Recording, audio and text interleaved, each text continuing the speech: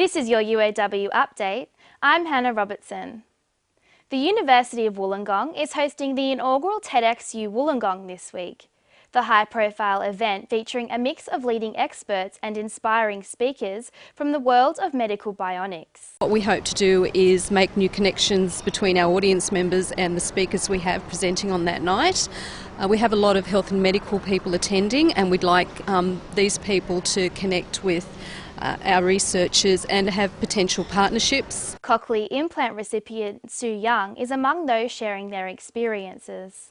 Just tremendous what has happened to me since I've had the first implant. I was profoundly deaf. I had 2 hearing aids which was only able to pick up a small amount of sound. Thereafter I can hear almost everything. It's just important to know that this is an opportunity for students to be part of it as well. Even though they're not able to come to the conference itself or the TED event itself, they can join the simulcast event upstairs in the student area.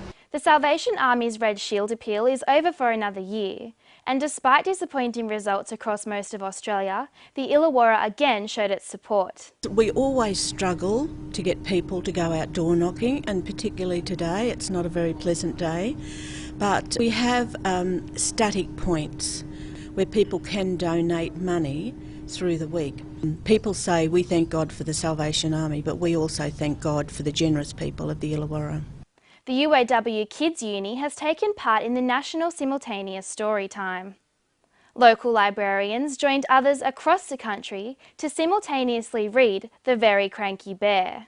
He gnashed his teeth and stomped his feet and chased them out the door. I think especially today where everyone's with the iPhones and the smartphones, it's good to give them something physical to look at and to have them reading and have a good knowledge of reading. At the moment the kids are making bear masks, and it gives them something to remind them of what they've been doing with the reading of the book and that sort of thing, and to take home and talk to their family about as well. Oh, show the camera, go, ah!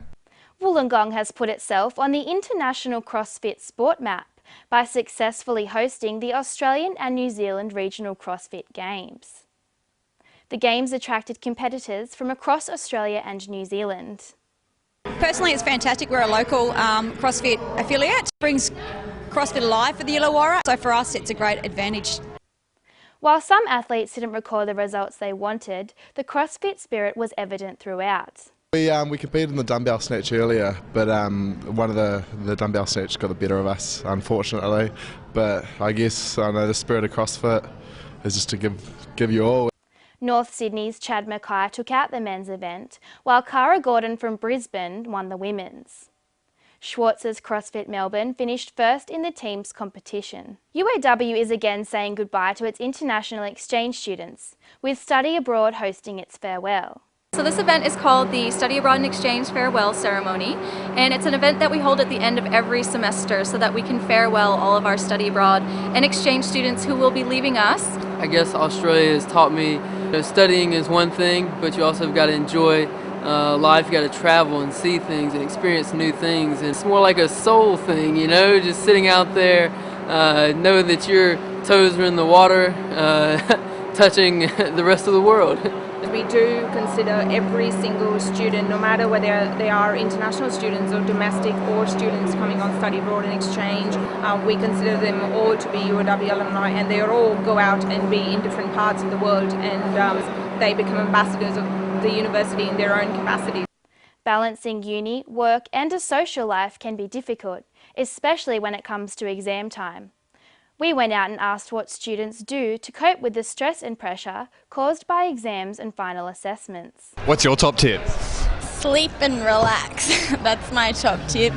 You don't find it hard to sleep when that stress, knowing that you've got things coming up? Not really. When I should be studying, I'm usually sleeping. We don't really get stressed. Yeah, just don't think about it. It's not the end of the world. Sleeping is pretty good, partying, etc. Sleep. Yeah, lots and lots of sleep. Good time management. I usually cope really well, and just before it gets to the end, I just have the biggest meltdown. That's your UOW update for this week. We'll leave you with some vision of the UOW's Fittest Student Final. Our congratulations to winners Tim Davison and Carly Rowland. I'm Hannah Robertson. From all of us at UOWTV, good luck with final assessments and exams.